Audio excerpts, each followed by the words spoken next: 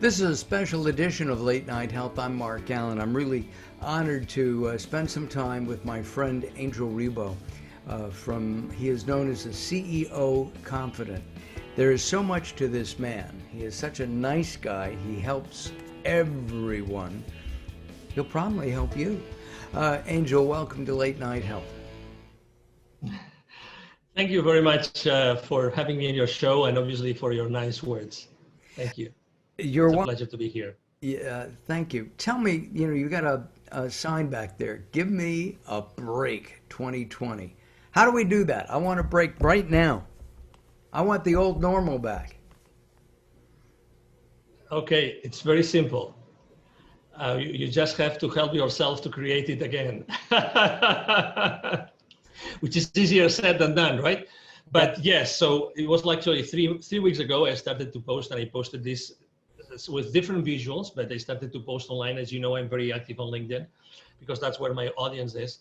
And I started to actually post, give me a break 2020, right? Because I definitely was listening to my audience and everybody was saying the same thing. I wish. But it is what it is. It's what we have, and that's what we have to deal with. So I started to post this, give me a break, and definitely let's say that a lot of people liked it when I did it. So in order to answer your question, let me tell you something. So the first thing is probably, why don't you start analyzing yourself? Where does this break need come from? Why do you need it? What are those things that are inside of you that make you think that you need the break? I'm not saying I don't have that need. And actually, I think that one of the main reasons why I was posting this so many times is because I personally am the first one needing a break. But what I would recommend, and I would have been recommending to my business partners and clients, is what is inside of you, which is actually shouting, like screaming, I need a break, I need a break. What's that thing? So what is that resistance being built? That's how I like to describe it. What is that resistance being built that you need to explode? I remember when I was in middle school, you probably remember that too, we were studying that concept of entropy, which is the level of disorder of a particular system. I think that the disorder in our systems has increased. How do we deal with that increasingly disorder in our lives is probably the same as the answer to why or how can we get a break. Do you need a break? You're very active in general, and he's shaking his head. Yeah, I need a break. What do you need a break from? So I have to tell you that I'm in denial, right? Because there's several people very close to me, they've told me I need a break, but I refuse to take it. And let me tell you why I refuse to take it. That happened to me also in 2009, interestingly enough, which was I was so proactively acting upon what I saw, the opportunities I saw in front of me, that I just couldn't stop. Literally, I just couldn't stop. Right now, since all this started, I'm growing my team, I'm growing my customer base, I'm growing so many things. And every single night I work, right now I'm working on 2 shifts for myself, but in 2 shifts. One is from 7 until 4 p.m. And the other one is from 7 p.m. until midnight, 1 a.m. every day. That's a true story, honestly. And I feel so energized. I feel so right? I feel so powerful, and I'm building so many things, and I'm training so many people on my own team, onboarding so many people that I feel so powerful. So I am completely in denial. To your question, people around me say, yes, Angel, you need a break. You need a break because, that's how much you can do. That's how much you can accomplish. You should take a break, right? And so that's the answer. And with all that energy that you're expelling, working with people, your team, and all that, there's got to be a point where you fizzle out a little bit. So you got to relax a little bit, right? Go ahead. There's sometimes, no, my apologies for interrupting you, but sometimes you really feel like you're super concerned, super worried, there's something bugging you, there's something in your mind. But right now, I'm not at that place. My mind and my energy is not or are not in that place. So, I don't know if it's what I eat, because I also do, late night, show as yours, as related, health related. I do fasting. I change a few things in my diet. I have incorporated a few things in my diet, and it's very rare when I feel tired. Really, it's very rare. Wow. So yeah, it's really rare when I feel tired. And interestingly enough, I feel tired in between those shifts I told you. Some people might think this guy is crazy, but that's why I was excited to be on your show today, because when we are recording, it's exactly in between those two shifts. And but today I didn't feel it. I didn't feel tired at all between the shifts. So I was just, I said, wow, great. Actually, as you know, I was just looking for your email and getting the link, and let's do this. Let's do this no matter what. Many questions pop into my head, and one is, how do you blend in family? You have kids, Yeah, 3 kids, 3 kids, and their ages? 20, 12, and 10. All right, the 20-year-old really says, "Dad, leave me alone." What about, Totally. right? That's, what about the, no, I'm teasing, but I guess you have to have family time, don't you? I do have to have family time, and we have family time. Something very interesting that's happening nowadays, as you know, is that unfortunately the kids are not allowed to go to school. Right. So they have to do remote learning, okay? Which is this how to say this? It's a paraphrasetical way. I don't know what the right word would be in English. It's a way to paraphrase, right? Okay. Not going to school and not learning and not having the interaction with the rest of the kids or with the teachers. But so that means that actually my 12-year-old, he is having his remote learning on my office, in my office. I'm blessed to having a large office. So he's actually taking everything from the same like office space I have here at my home. So actually we're becoming much more close thanks to this remote learning that they are supposed to get from their school. And the same with my daughter. The same that my daughter doesn't share because she's more like, girls are more girls and want to be more with girls, and they have these things and they like, discussing the little chit chat among girls. She's not sharing a space with me, but obviously she spends a lot of time at home. So we see each other much more than before.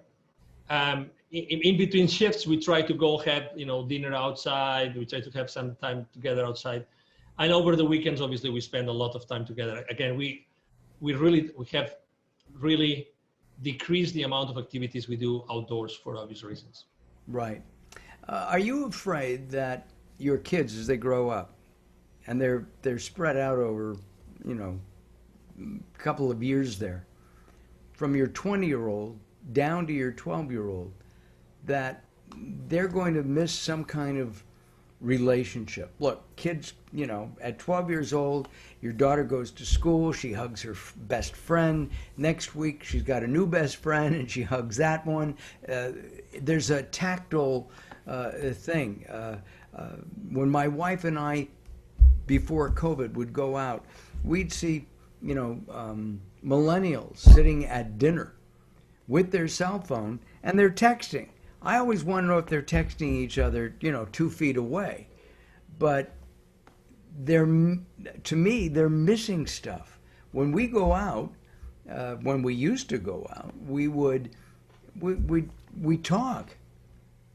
And it's, even though Zoom and Skype and the other up and coming teleconferencing apps are important, and I live on Zoom, as I know you do. Aren't we missing something in that one-to-one approach? Yeah, one thing is that we are missing something. Definitely the answer to your question, I would say from my point of view, is we are missing something. But at the same time, pre-COVID, right? March, the last time that, that the kids were allowed to go to school, right? So up until March, they were very active socially. So, there was nothing missing there. We've been now 5 months without, right? 5 months, or now it's going to be 6 with all this inability to go back to school, to the buildings. So I don't think that these 6 months have actually done, or in the long term, or even in the midterm, are going to do anything wrong to the kids. Because I don't think it's long enough. And actually, to the contrary, I believe that this time at home and realizing what's going on around them has given them the opportunity to think about things that they would have never thought had they stayed on a normal, way of doing things and going to school, and mom goes to work and dad goes to work. So I think that it's a great opportunity that the kids have lived. I guess this depends on every single home, right? But I think that the thoughts and the ideas and the discussions conversations that they have had with us, with the parents at home, I think it's really important. Number two, obviously they have still met with friends. I mean, there's been sleepovers, there's been, kids, they have gone to some other, kids, friends. And so there has been some social interaction. And right now, for instance, in Texas, they are talking about opening back schools. And yeah, I mean, we still have not decided. Yeah. Have you decided if you'd let your kids go back? Yeah, I mean, when they asked us to decide back in June, we said yes. We want them to go full speed to school.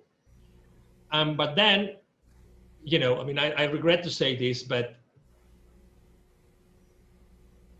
if you asked 1,000 people on Earth, if you were an extraterrestrial and you came to Earth and you asked 1,000 people what do they think of COVID, you would probably get 1,000 different responses, right? Yes, absolutely. So it's the exact same thing about going to school. It's the exact same thing. So you asked the other day, I am very active on the school district here, very active with the schools. I've been volunteer. I go to the board meetings, everything. Every time I ask the same question to different officials from the same school district, from different campuses, I get different responses every single time. Every single time. I'm going to give you an example. Sure. I'm going to give you an example to your question. I wanted to be part of a committee that was put in place before the school year started in August. And that committee met, and it was the counseling committee of the school district. It was part of that committee. And the school official disclosed with us, the 70 parents that were part of that committee, he disclosed how many parents had said, we want our kids to go to school. We want them to go to school regardless. We want our kids to go to school. We don't know what the restrictions are going to be. We want our kids. 85%, he said, and he was so natural. He said, genuine. He said, I don't know how we're going to do it. I don't know how we are going to bring, and that was in July, early July.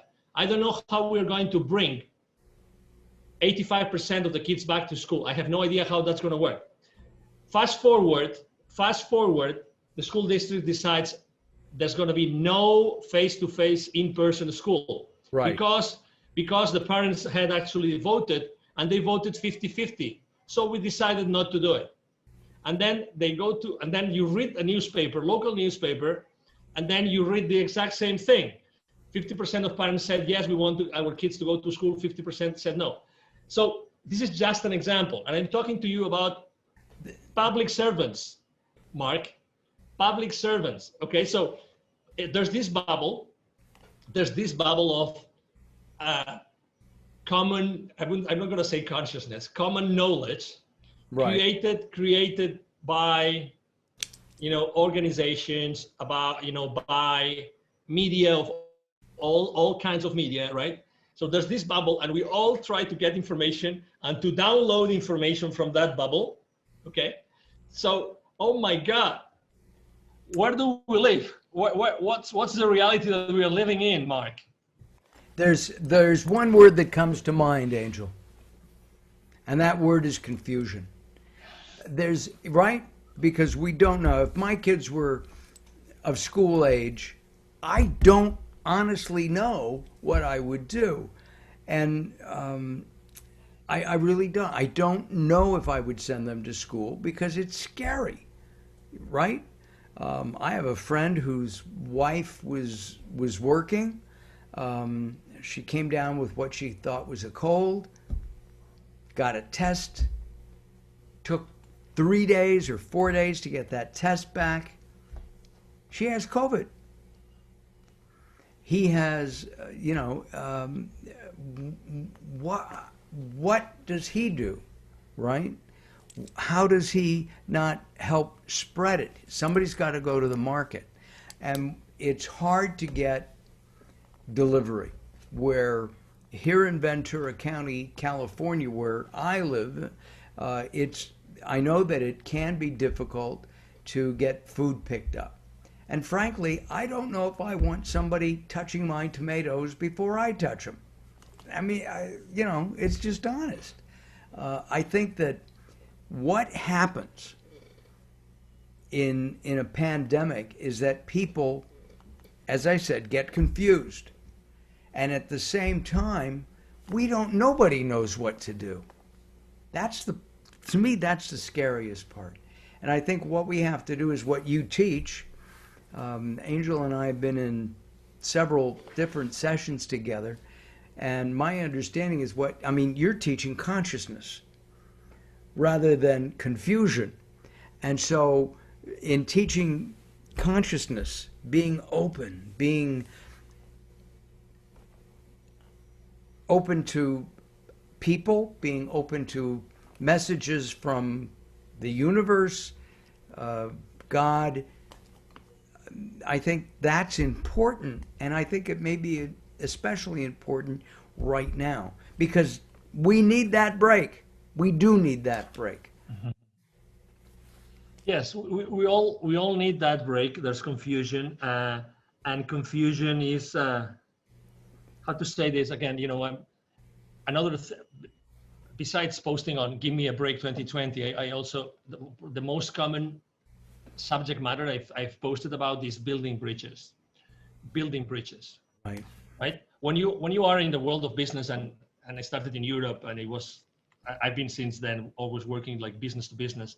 When you work with business leaders, right, they have always been exposed to a lot of distraction, a lot of details, a lot of disorder, a lot of confusion, right? And how have they dealt with this? How did they deal with similar situations before this all started? And I think that the response never before is inside of them. You were explaining a specific situation and the challenges behind that situation, right? So my question is, what can we do all together? What can you, Mark, together with me and many other people, what can we do together to put an additional source of clarity in the lives and the minds of these people that are listening to us? What can we do? I think clarity is a great word because we all need clarity. The way that different countries and the different governments are clarifying to their people. I still don't think the United States has clarified. There's too many. There's no. Here's what we're going to do. I was talking to somebody in Australia a few days ago, and apparently the PM, Prime Minister of Australia, has made the following statements. If and when a vaccine is developed for COVID-19, it will be given free to anybody who wants it. And I don't see that in the United States. I see Big Pharma saying, let's make some money. That's confusing to me, right? And well, let me add something. Again, with all due respect to everybody, again, I think that it's funny because last night I was thinking about this chat with you today. Right. And I was thinking, there has to be, Mark picks the most extreme, no, just an example, okay? So you pick the most extreme pro-vaccine liberal, blah, blah, blah, you name it. You pick the adjectives. And I pick the most conservative, you know, person in the world, anti-vax, whatever. And I bring it to the table. You bring yours to the table. I bring that person to the table. You bring your person to the table. And our challenge is, how can we spend 1 hour together, all four of us, building bridges as opposed to criticizing each other and blaming each other for the opinion, for what's going on in the world? That would be adding clarity to this world. It would. But can you get people to sit down like that? Absolutely. Yeah. I think that the challenge will be yours. I think that the challenge is not for you to find it. The challenge is, how can you and I be the mediators of that conversation so that we show the world that even at the very opposites, we can still build something together, right, in order to generate clarity as opposed to uncertainty and confusion. Yeah. You know, so that was my thought, really. That's what I was thinking. Our guest from the CEO is the CEO Confidant, not from the CEO Confidant. He works with CEOs all around the world, and he's sharing some insights today on what's going on in our crazy world. Angel and I met through at a workshop, several workshops at the EBC. We were in, were we in Oceanside and Sandy? Yes. Right? Oceanside, yeah.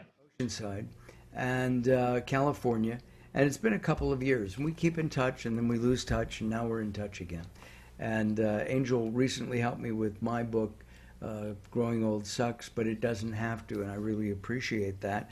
And then 2 years ago, I ran into, I think we were in, you were here in LA, in the LA area, and you introduced me to some people, and they said, if you ever come to Spain, look us up. And we planned a trip, and turns out that we spent the time in Nirja, which is where they live, and it was a great time. I wouldn't have gone into the caves of Nirja, which are phenomenal, had it not been for them. What are you doing now? You've mentioned building bridges. I know that in my business, which is video production and hosting, I've been going out and doing more and more interviews, as many as I can, to enhance my paid videos, because we all need money. So what kind of building bridge techniques have you developed so that people who are used to flying from Dallas, where you are, to Philadelphia to make a sale, they're now doing it through the computer? Mm-hmm. So the first thing I've done is I kind of tweak my strategy of what kind of content I share online. That's the first thing. Okay, so I have been more on the side of, personal, immediate, taking action kind of posts, in which the content is very simple, the ideas are very simple, they're very easy to digest graphically and visually, but they always have a message. And I have to tell you, people consistently, my audience consistently appreciates the fact that I'm not talking about complex things like as I used to do before. I'm now talking about more self-help motivational stuff, much more than business related, which I still do. But I think that people need more than ever, because they spend more time online. They need to hear, they need to listen and to read things more closer to their hearts. That's number one. Number two, and you mentioned it very well, it's funny how the stars align themselves. And, Mark and I had not spoken for a while, but, suddenly 3 or 4 different media like yours have picked up on me about conscious leadership. Totally. And actually that wasn't, I didn't have a branding campaign, positioning campaign like in the background, like pitching media, or no, it just came to me. It just came to me because probably what I was posting and when people see my videos and see my interviews and see my podcasts or see my, content online, they know what I stand for.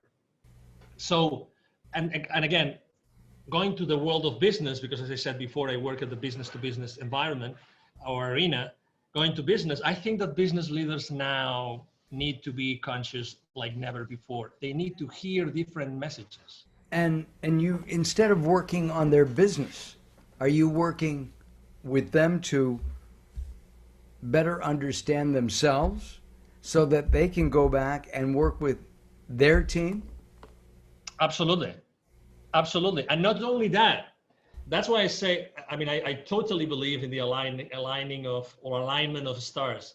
If I told you that the business partners that they have today or clients they have today, most of them are also aligned to this vision of helping businesses more on the culture kind of thing, more on the, hey, let's build something together so that we can live together better, and that's extremely important. So it's funny that like I am attracting, there's this inertia coming behind me, which actually is overtaking me. It's overtaking me. That would be the right word to use, in that direction. So even my own business partners and clients, they are helping me do the same thing from a different perspective, but they're helping me do the same thing. And third, yes, I think that business leaders more than ever, even if they've been in similar situations, even if they had contingency plans, they had plan Bs prepared, they still need personal support. And they want to do it with someone that has been there for a long time, understands business, understands international, this kind of thing. So, to be honest, I consider myself a conduit. I'm blessed to know people like you and to be able to drink from your sources, because your show is just amazing, and Well, thank you. the people that you bring to the table every night is just amazing. Well, So, and we need the sources of wisdom more than ever before, Mark. we do. One of the things that Angel and I did, we worked with Gary Stewart in a constellation healing, and it's you kind of you for me or for Angel, we don't know each other's in-depth history, but we would be asked a question and answer it as if we were part of in Angel's history, his maybe family from 2 or 3 or 4 generations back. And Angel was very complimentary, saying I hit the nail on the head. So, and I remember that specifically. Angel, we're out of time. We'll have to do this again. Let's not wait so long. Okay? You can count on me anytime, Mark. It's been a pleasure to be here. Thank you to your audience. Thank you for being patient to listen to me.